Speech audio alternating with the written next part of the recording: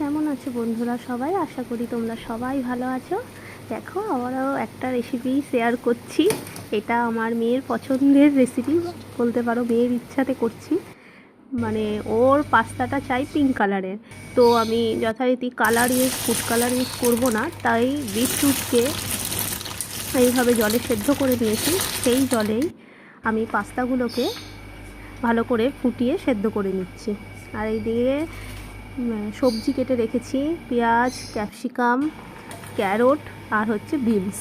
এই যে পাস্তাটা দেখো সেদ্ধ হয়েই এসেছে প্রায়। এইদিকে আমি ডিমটাকে ভেজে নিয়েছি। এখানে আমি 2টো ডিম ইউজ করেছি। ভালো করে ডিমটাকে নাড়াচাড়া করে নেওয়ার পরেই সবজিগুলোকে দিয়ে দেবো আর সামান্য নুন দিয়ে ডিমটাকে নাড়াচাড়া করে নেবো। সবজিগুলোকে ভেজে নিচ্ছি ভালো করে।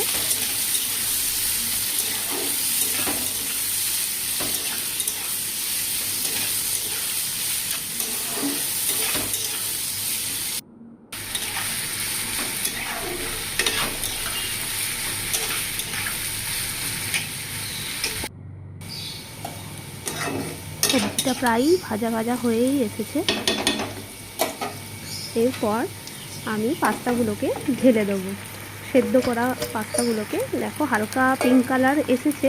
তো ক্যামেরায় কতটা বোঝা যাচ্ছে আমি জানি না, তো আশা করি তোমরা বুঝতে পারবে কি না সেটাও বলতে পারবো না। তবে আমি বুঝতে পারছি যে এটা মানে পিঙ্ক কালার এসেছে। মানে আমি সামনে থেকে যখন করেছি মানে খুবই সফট বেবি পিঙ্ক যে কালারটা হয় সেই কালারটা।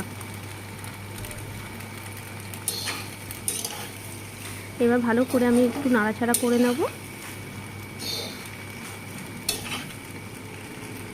বেশ কিছুক্ষণ ধরেই পাস্তাটাকে ভালোভাবে নাড়াচাড়া করবো। দেখো তোমাদেরকে সামনে থেকে দেখানোর চেষ্টা করছি, তো ক্যামেরাতে ইয়েলো লাগছে। এখানে আমি একটু মশলা ইউজ করেছি, পাস্তা মশলা দিইনি, এখানে আমি একটু ম্যাগি মশলা দিয়েছি একটু ফ্লেভার বা টেস্টের জন্য।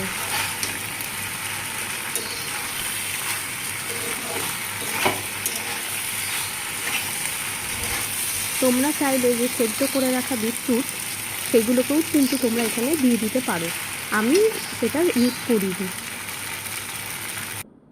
দেখো এবারে ভালোভাবে বোঝা যাচ্ছে যে কালারটা কতটা ডার্ক এসেছে।